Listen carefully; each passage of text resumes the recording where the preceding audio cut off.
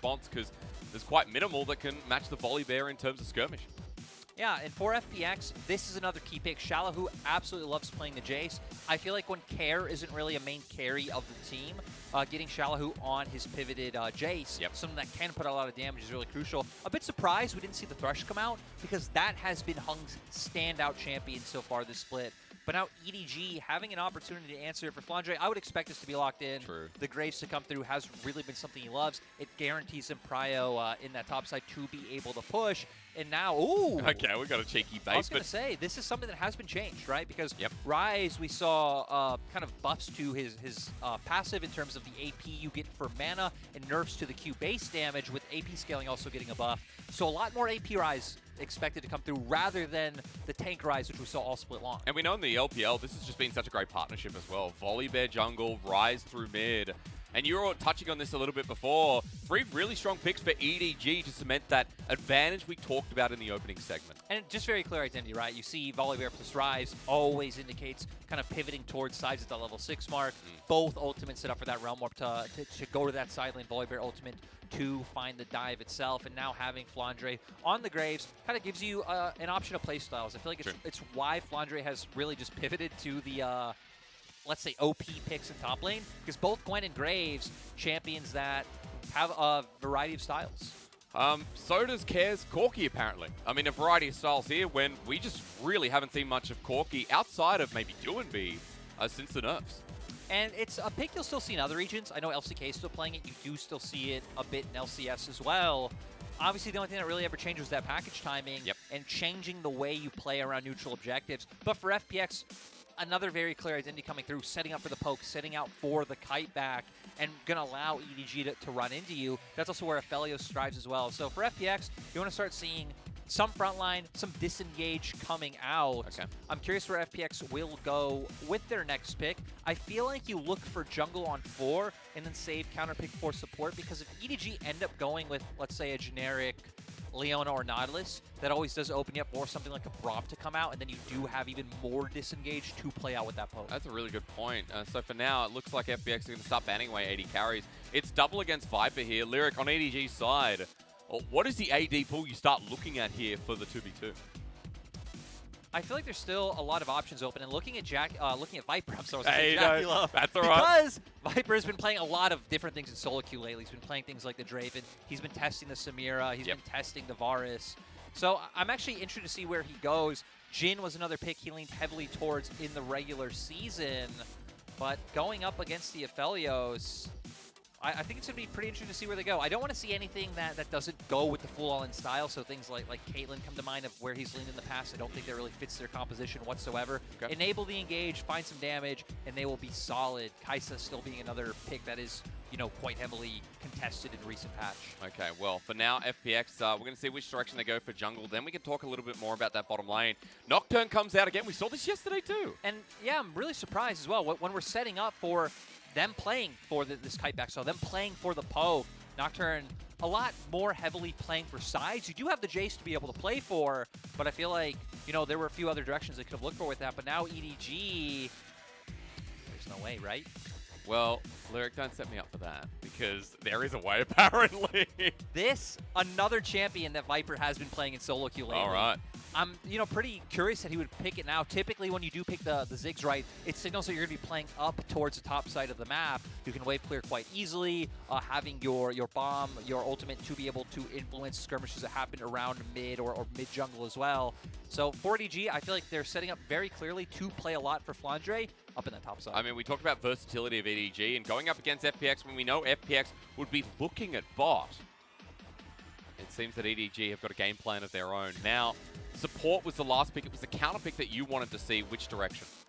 Yeah, I mean, I expect the Rakan to be locked in. For FPX, now they have the Nocturne, having something that can easily follow up, set up for these plays. Also, really good at being able to roam around the map and try and match Meiko's Leona, because I expect Meiko to not really be in lane at all once you get past those first few levels, and playing a lot with Scout, kind of looking for, let's say, mid-jungle support around mid, set up that skirmish, get prio, move up to top side, and start setting up these dives and start setting up these plays for Rift Herald. And so you've already set up for EDG. It looks a lot about top side Flandre here on the Graves.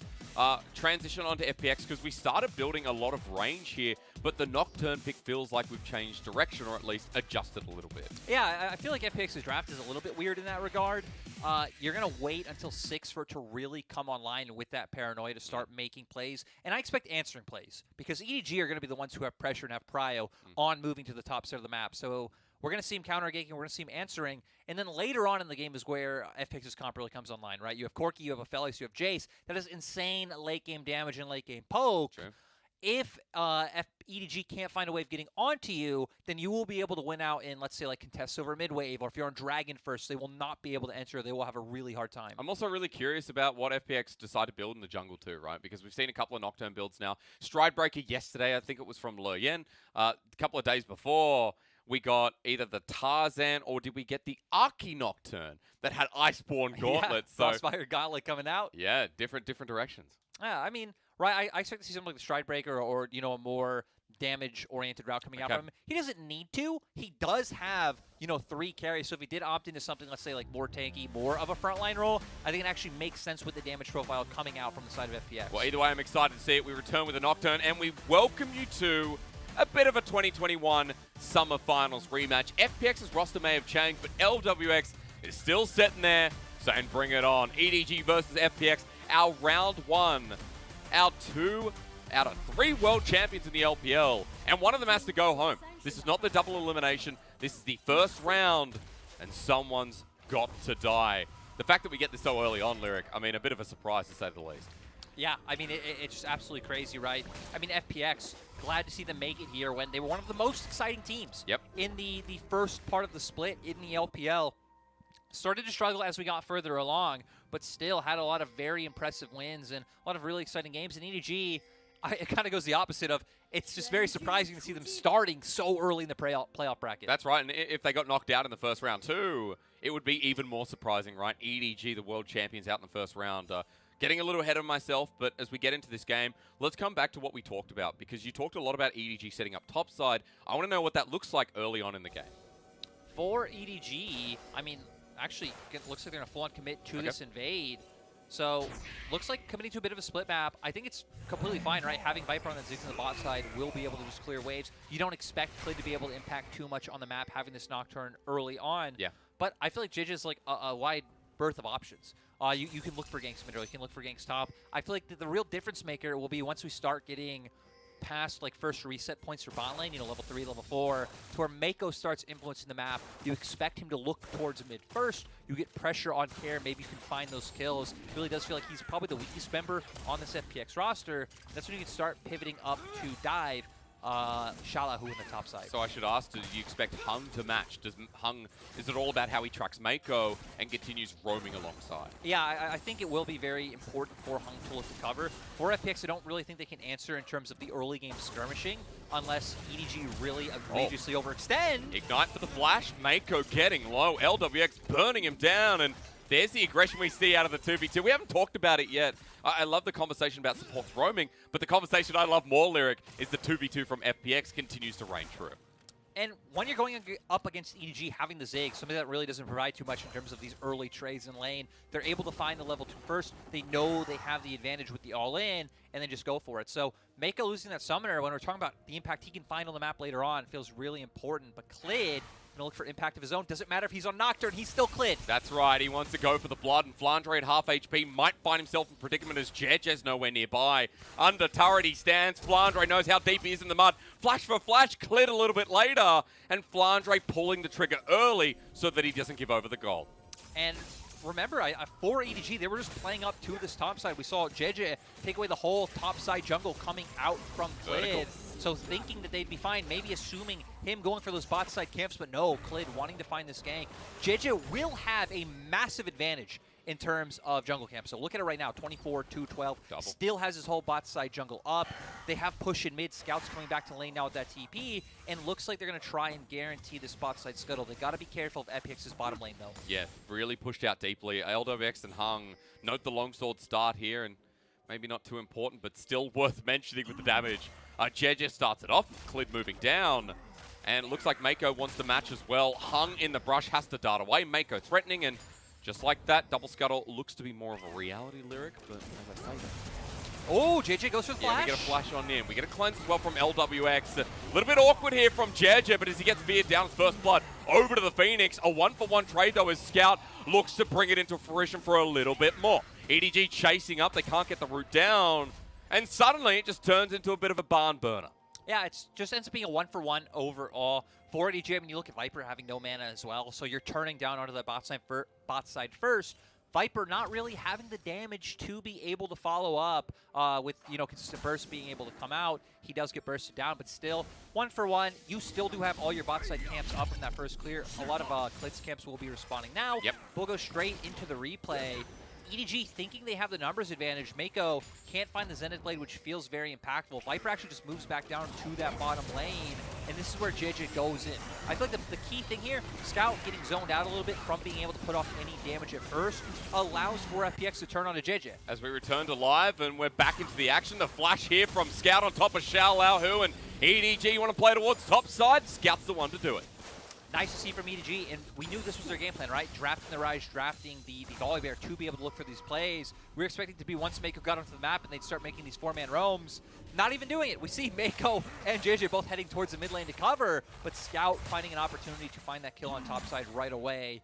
And for EDG, we've kind of hit on for FPX about playing around side lanes, but EDG also have a great time kind of setting up in that 1-3-1 later on, considering they have both the Ryze and the Graves. You've got to be careful of the Nocturne, but you'll always have Viper ultimate to be able to follow up, and they should be able to guarantee numbers advantage too, with the fact that, Meiko and Jiejie will have more agency. That's true. Meiko moving around. We already talked about the roaming capabilities too. For EDG, their top laner now with a kill. Worth mentioning that was a double longsword back with the Vampire Acceptor already picked up. A lot of access to damage up here, sustained for Flandre. Importantly enough, Lyric, I feel like for EDG, that 700 gold lead is a great start, considering that they've got their eggs in the right basket, and Clid has just been on a tear. Jiejie has been on a tear on this Volibear in the early jungle. And EDG are just going to keep it up. I feel like for EDG, the kill top side's nice. It still doesn't really change too much in terms of the early game win cons that we set up. For FPX, we hit on a lot that it's going to be very late game focused, right? Again, Corki, Jayce, Aphelios, kiting back, not letting them find contest. If you can kite out the initial engage, you'll be solid. But it's going to be a lot about answering on the opposite sides of the map to where EDG is looking to play, and that's exactly what Clid is doing right now. Getting a response with the vertical jungle. It was Jiejie who started this off up in the top side. He's now bot. He's making a response of his own, looking to pressure bot and, I guess, put Lwx and Hung behind, which was one of the conditions we talked about for FPX and the strengths that they've been playing to all season. Yeah, and I was going to be curious if they were able to get some kind of wave set up to be able to look for a dive, but doesn't look like it. For EDG, again, you don't typically expect to see people play around the Ziggs too heavily. You could, having the satchel charge available, if you can start getting that bot lane tower low, look to take it very early on, but you'd probably need a Herald play to come out first to set up for something like that. And, I mean, hey, turns out only 40 seconds until the Herald. Let's go. First Herald of the game as well, and we were mentioning that both of these teams are aggressive within their lanes. They like to play for all objectives. There is no objective that is forgotten here from FPX or EDG, so expect a big fight, Lyric, and I guess that means we look at items a little bit closer and notice the difference here. Scout already picking up the lost chapters, so getting closer towards the Everfrost. We have Flandre with some items too. In comparison, xiaolaohu's some rated Clid here with the pickaxe, so we do have some damage profiles to look at as we get closer to this one. Yeah, and for EDG, again, already rotating their support very early on, setting Meiko up with that early reset to be able to get the control set up, to be able to contest Herald. I think they have a much stronger, 4v4 skirmish coming out at this point in time. For FPX, I think you just look, maybe try and get some of your camps out of your top side jungle first, like we see Clid doing now with the Raptors, and start pivoting down towards the bottom side of the map. FPX leaving Lwx and Hung there. They might also be a very bloodthirsty team when it comes to contesting objectives, but I'm glad that they're conscious that they wouldn't be able to win out in a fight right now. Okay, so backing away, EDG just going to be given over. Again, we don't see Corki for a reason, right? Package delayed until 10 minutes into the game, Lyrics, so we have to wait a little bit longer for that one for Care. So FPX are going to lose the Herald. They've already lost the first Dragon as well. EDG starting the game off with a nice momentum boost. And, coming into this series today, there's a lot of people out there that'll be like, oh, well, EDG should be the stronger team. EDG should be the ones favored here. It's nice to see that FPX have had a response already and that we've seen the early game, playing towards that bottom side that, once again, we talked about. And I think a lot of it also just goes back to the draft being a little bit unexpected. now kind of having 2 days of, I guess we're just starting today, but having 2 days of playoffs and LPL started, seeing RA swap up their game plan in yesterday's series, seeing FPX at least come out in game 1 and have a very different take than what I expected. We've hit a lot on the Nocturne for Clid, and that being a bit weird, but even for Care. Care's been a big player when it's come to a lot of like higher agency mid lane champions. Ahri, by far, his most beloved champion. Things like the Sylas, things like the Vex, things that can look to tussle early on. Yeah, because this is more a gory pick, isn't it, funnily enough? It is. It is, you know, pretty strange. Is xiaolaohu... Did it spot him out, He though? knows! He does, but the Realm Warp coming up might not matter if he knows, because Jiejie has everything available. A Chilling Smite with a Sky Splitter, Bear Slap, and Scout now spreads the Rune Prison to xiaolaohu, flashes late. It's an Ignite down, it's a kill, and it's EDG once again putting the eggs in the top lane. And it's one of those things where I feel like the saying, ignorance is bliss, really comes in handy. Sometimes it's better not to know, as he still had to burn the Summoner, thinking he can get out in the end, but we do see FPX still being able to respond, stealing away the camps in EDG's bottom side jungle, Sure. but that's not going to stop EDG from putting down this Herald, opening up this top side early on, and this looks just like their series in the regular split. Put all of your attention up towards xiaolaohu because you know FPX aren't going to play there. Even drafting the Ziggs in the bottom side just to allow that they have all this wave clear so FPX can't set up any response dives on Viper and Meiko. xiaolaohu on an island, and look, Jiejie's doing it again. xiaolaohu has to pay the respect. I mean, for an inner turret on the top side, FPX right now, conditionless as they go in with the paranoia through to mid, but buying time is Scout. He gets hit up, excuse me, the root down. He survives. FPX, that ain't a kill. Great stopwatch coming out from Scout. Did have to use the flash as well, but still not allowing for the return play to be able to come out, not giving FPX anything on the map. Now they're going to be able to get their resets. Look at Flandre already picking up the Immortal Shield Bow. And for FPX, I mean, at least right now, nowhere near the amount of damage to be able to kill him. Yep. This is great for EDG. Now they can start playing more heavily towards the bottom side. Dragon coming up in 20 seconds. You can start pivoting this into more dives. Just hard force your win condition to come through pretty early on in the game. I mean, it's a 3k gold lead. We've got Immortal Shield Bow top. We've got Everfrost mid. We talked a little bit about what Scout could do in the Realm Warp. I love that FPX put their attention towards him. He survives from the last play, and EDG are all the better for it. A second Dragon to be picked up here, Lyric, and it just feels like this time around, EDG have come in with such a strong game plan, knowing the weakness of this current FPX.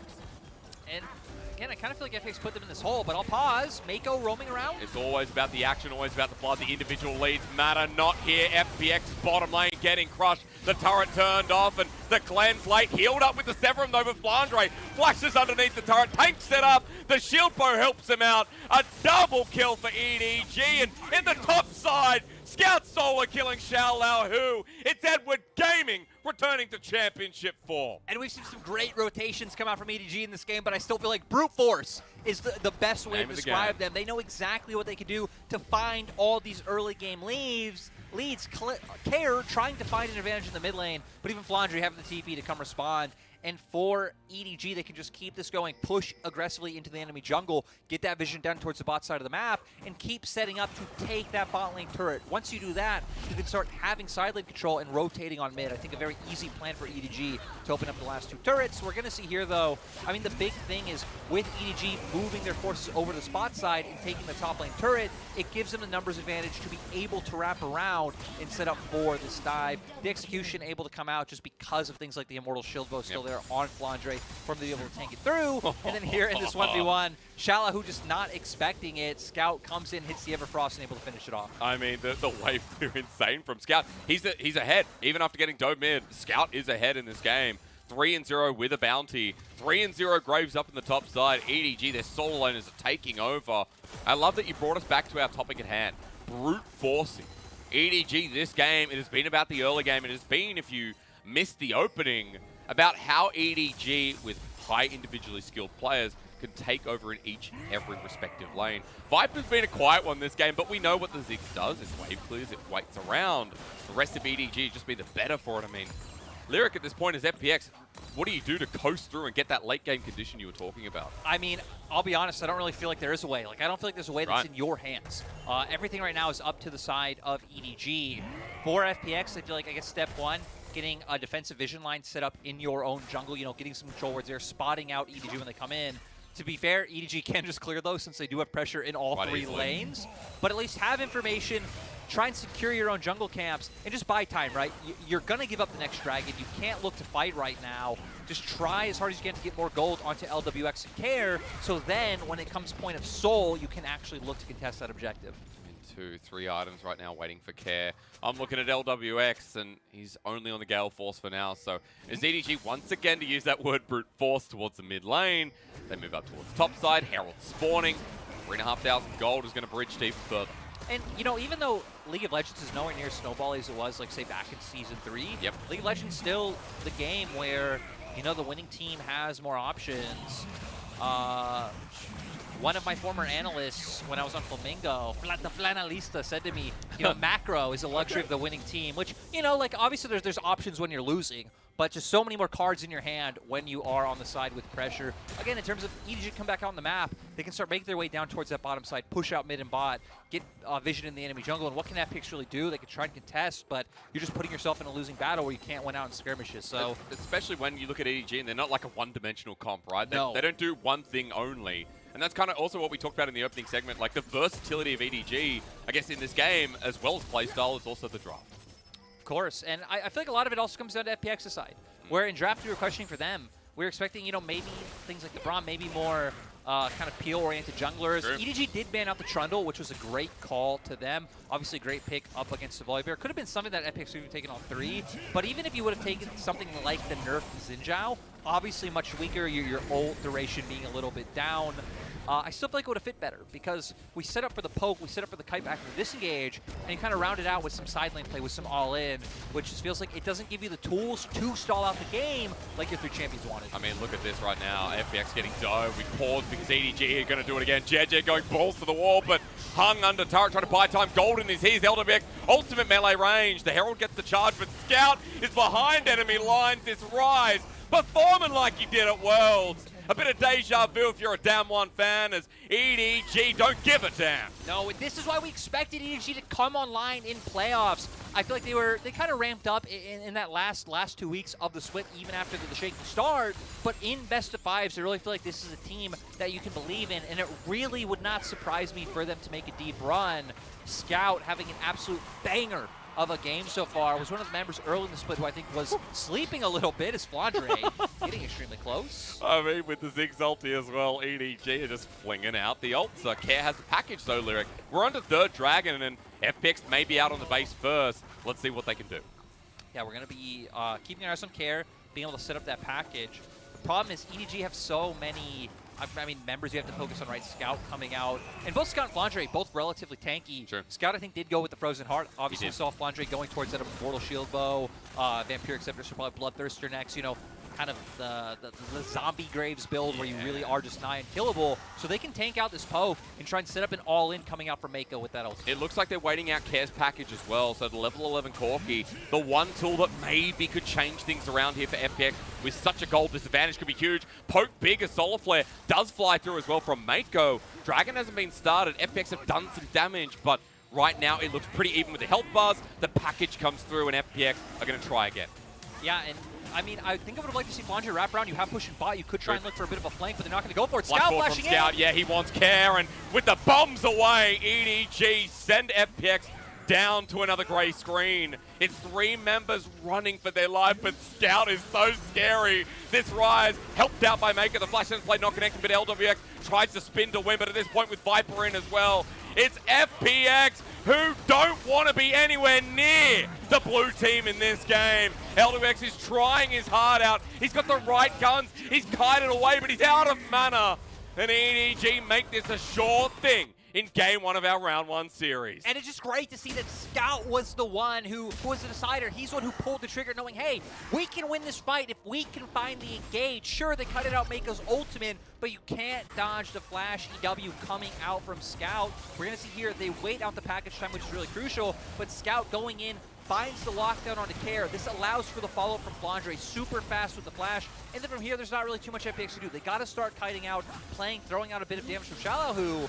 But with multiple flashes coming out from different members, there's really no way for FPX to keep EDG at arm's length. and guarantee they get that damage off. It's already a little bit too late for them, as Lwx, you know, kind of skirts around. There could have been a cheeky moment here where he could have hit the little blast plant, hit Jiejie further away. Wouldn't have done anything. Would have been hilarious, though. But, and also would have been like that moment, like, can he do it? I mean, that's what I've been asking all game for FPX. Can they find anything? In front of that Dragon lyric, I was saying the same thing, like, okay, Care's package, we can see a way that they can hurt EDG, but again, what you said about this game was that it's up to EDG for FPX to find a win. It's up to EDG to make the mistake. It looks so far gone, and it looks like EDG have just come into this series so well prepared as FPX getting engaged on again. Jiejie on top of Hung. Meiko's here with the solar flare, but it won't be thrown out. Further to my point, it looks like EDG are confident, knowing they've done all the hard lifting work in the early game. And now for EDG can just play out through top and mid, right? Get vision set up in that top side, siege down these waves. And, you know, you can play a little bit around a Baron bait. I don't think you got to fully commit, but if you want to try and pull them out, try and find picks, like the opportunities there. The very safe case would just be waiting out that 2 minutes, 50 seconds, playing for Dragon, just kind of fishing for picks in their enemy jungle, hoping they walk in. And if they don't, just stealing away their jungle camps. But it does look like EDG are going to set up to at least get some vision around this Baron and kind of toy with the idea of trying to force FPX out of their base. And I mean, they've done their due diligence with the vision line as well, right? EDG have cleared out all wards from FPX. It's blind, apart from this one on top of Scout, but FPX are moving into a choke. Jiejie's over the wall. Flandre soloing the Baron with his double lifesteal items.